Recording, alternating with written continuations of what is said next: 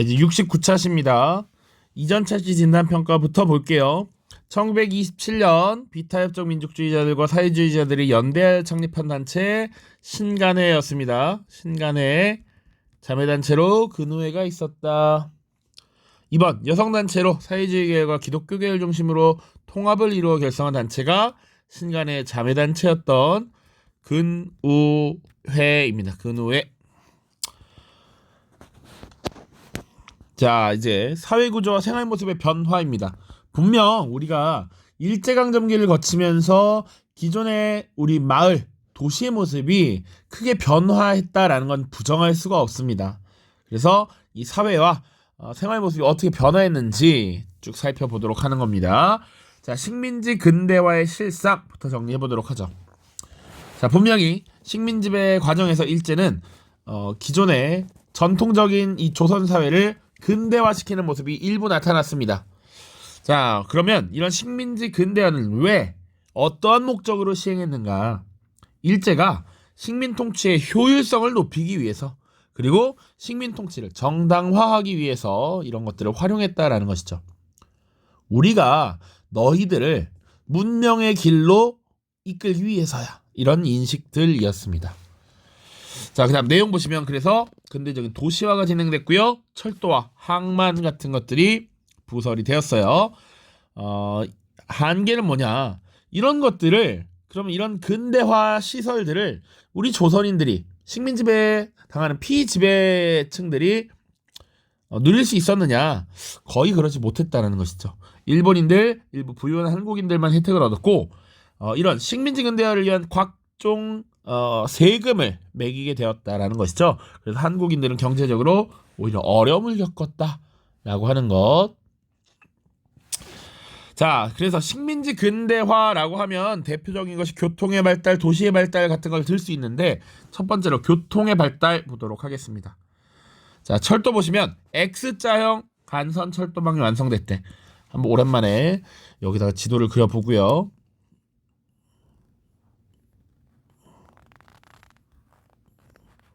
너무 맨날 뾰족뾰족하게 그린다 그래서 부드럽게 그려보도록 하겠습니다. 자, 이렇게 그렸어요.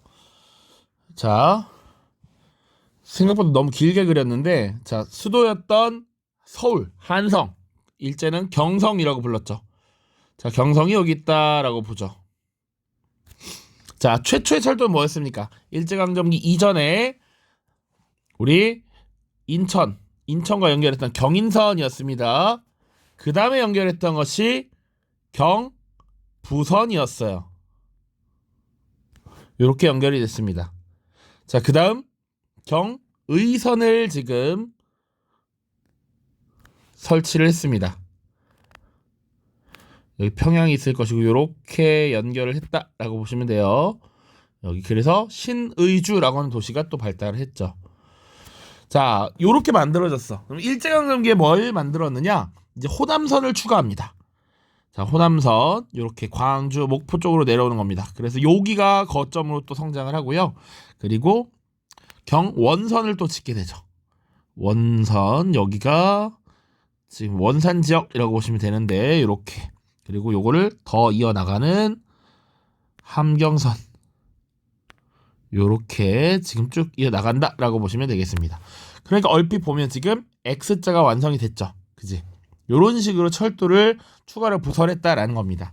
그러면 철도를 확대하면서 얻을 수 있는 영향, 기존에 우리 한국은 산지가 많아서 교통이 굉장히 어려웠고요. 그러다 보니 중간에 이렇게 태백산맥들이 이렇게 있었고 산지가 이렇게 있었기 때문에 교통이 어려웠단 말이지.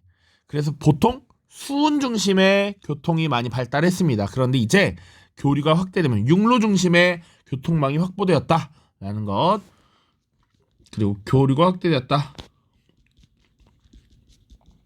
육로 중심의 교통망 확대, 그리고 이동시간 당연히 단축이 됐겠죠. 이 당시에 철도도 기껏해야 시속 30km긴 한데 말 타고 다니거나 걸어 다니는 것보다 훨씬 빠르죠.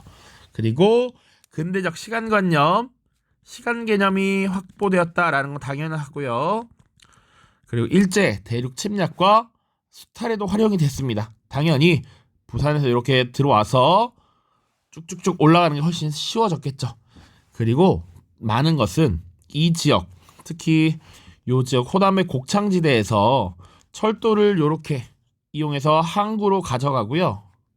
그리고 여기서 이제 또 배를 가지고 일본으로 곡식을 실어 나가곤 했습니다. 자, 이런 것들 생각하시면 돼요. 자, 그리고 이 과정에서 주요 도시들이 성장합니다. 대표적인 도시가 바로 여기 호남선과 경부선을 함께 보내는 대전이라고 하는 도시가 굉장히 발전했습니다. 대전. 큰 밭이야. 한자 뜻풀이 그대로. 원래 과거에는 천안이라고 하는 지역이 교통의 요지라고 했었는데 이 철도가 확대되면서 대전이라고 하는 도시가 굉장히 크게 성장을 합니다. 자, 그 다음입니다. 도시 발달과 도시 빈민. 도시화 보시면 개항장과 기차역을 중심으로 신흥도시, 공업도시들이 성장되었다. 그리고 도시는 이원화됩니다. 주로 큰 도시에는 일본인 거주 지역과 한국인 거주 지역으로 구분이 되는데 특히 경성, 수도 서울에는 청계천을 경계로 북쪽에 한국인 거리, 남쪽에 일본인 남촌이 따로 형성돼서 도시화가 진행되었다. 자, 그리고 몰락한 농민들이 일자리를 찾기 위해서 도시로 몰려드는데 자기 집이 없어. 그러니까 생계를 유지하고 살만한 방법을 찾아야 했습니다. 그래서 도시 빈민화로 토막민이라고 하는 것이 나타납니다. 토막촌도 나타나고요. 토막민이라고 하는 존재들도 나타나지. 자, 요것은 보통 강가나 다리 밑에서 대충 거적대기 덮고 사는 요런 모습을 이야기하는 것입니다. 토막촌, 토막민들이 나타났다. 자, 그 외에 산업구조는 어떻게 변화됐느냐? 이제 식민지 근대화 과정에서 공업화가 일부 나타납니다. 1920년대는 방직공업, 식료품 공업 중심이야. 주로 경공업 중심이었다. 그런데 1930년대가 되면 일제 공업화 정책으로 광공업과 서비스 산업이 늘어난대. 그러다가 1937년 중일전쟁이 벌어지면서 중화학공업이 발달하게 되었다. 이런 변화들 조금 캐치하시면 되고요. 노동자들의 삶은 어땠느냐? 장시간 노동에 지금 얽매이게 되었고 여성과 미성년 노동자의 노동 환경은 더욱 열악해졌다라는 것. 그 정도 보시면 되겠습니다. 자, 5번입니다. 농촌은 어땠느냐? 일본인 지주들이 대토지 소유를 확대했습니다. 자, 일본인 지주들은 어떻게 땅을 가져갈 수 있었다? 바로 동양척식 주식회사라고 하는 것. 여기서 토지를 싼 값에 매입을 했던 것이죠. 자, 그리고 일본의 식량 공급지를 전락했다. 그래서 이 조선에서는 뭐 산미증식계획 이런 것들이 많이 나타났다라는 거 우리 일전에 이미 다룬 적이 있습니다. 자, 그리고 농민의 삶을 보시면 남의 땅을 빌려서 농사짓는 소작농이 증가했고요. 화전민, 도시 빈민으로 전락하는 경우도 굉장히 많았습니다. 자, 이런 것들을 해결하기 위해서 나름 총독부도 어떤 시도를 했다라고 보시면 돼. 첫 번째는 농촌진흥운동입니다. 자, 농촌의 부가소득을 높이기 위한 일종의 캠페인이라고 보시면 돼요. 자, 농사를 지으면 보릿고개라고 해서 곡식이 농사 지어놓은 게 다 떨어지면 봄에 되게 가난하게 살아요. 이런 것들을 퇴치하기 위해서 부가적인 부업을 하도록 한 겁니다. 부채 근절을 목표로 지금 부업, 주로 뭐 가만히를 짠다든지 이런 것들을 제시했고요. 근본적인 문제를 해결하는 것은 아니었다. 왜냐? 근본적인 문제 해결을 하려면 농민들이 자기 땅을 가지고 어느 정도 농사를 지어서 안정적인 생산을 할 수 있어야 되는데 소작농이 너무 많다 보니까 그게 잘 안 된다라는 것이죠. 자, 그리고 소작농들의 불만이 많아서 소작쟁의가 굉장히 많이 나타납니다. 자, 이런 것들을 잠재우기 위해서 조선 농지령이라고 하는 법을 발표하기도 해요. 자, 그러니까 당시 지주들이 더 좋은 조건의 계약을 체결을 하려고 합니다. 그래서 소작농들에게 일종의 갑질을 하게 되면 짧은 기간 1년 동안 단기 계약을 하고 그 다음에 또 소작농을 올려서 단기 계약을 하는 이런 모습들이 나타나. 그런 것들을 근절하기 위해서 최소 소작 그 계약을 할 때 3년에서 7년간 계약을 하도록 해요. 그러니까 자의적인 소작권 이동 금지를 규정했던 것이 조선 농지령이라고 하는 제도입니다. 자, 그다음 마지막 생활 양식의 변화입니다. 자, 의식주 생활인데 의성을 보시면 고문신, 운동화, 구두, 양복 등이 확산됐다. 그리고 중일전쟁 이후에 주로 이 산업 통제가 다시 가해집니다. 전쟁을 위해서 이런 물품 생산이나 공업을 효율적으로 지금 다뤄야 해서 국민복, 몸빼 같은 것들을 입도록 했습니다. 남자들은 국민복, 그리고 여자들은 몸빼라고 하는 편안한 작업복을 입도록 했다. 자, 그리고 식생활, 커피, 빵 같은 서양식품, 우동과 어묵 같은 일본 식품이 일반화되었다. 그리고 도시 중심으로 문화주택이 보급되었다. 그래서 문화주택이란 집 안에 부엌도 있고 화장실도 있고, 그러니까 전통 가옥에는 이런 것들이 함께 있지 않으니까 집안에 이런 것들을 갖추어놓은 것을 문화주택이라 했고요. 그리고 보통은 2층 집 이런 것들 많이 등장합니다. 자, 다음입니다. 자료학습 1번. 다음 자료를 보고 빈칸에 들어가 알맞은 말을 써보자. 자, 일제강점기 산업구조의 변화인데, 자, 일제의 통치 목적과 원료 약탈을 위한 공업화 정책으로 30년대 이후 1차 산업의 비중이 감소하고 광공업, 서비스 산업의 비중이 증가하였다. 지금 확인할 수 있죠?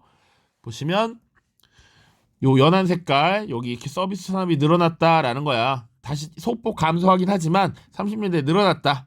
그리고 기본적인 농림업의 비중이 줄어들고 있죠. 그치? 그리고 중일 전쟁 이후에는 뭐가 발달하였다? 주로 중화학 공업이 발달했습니다.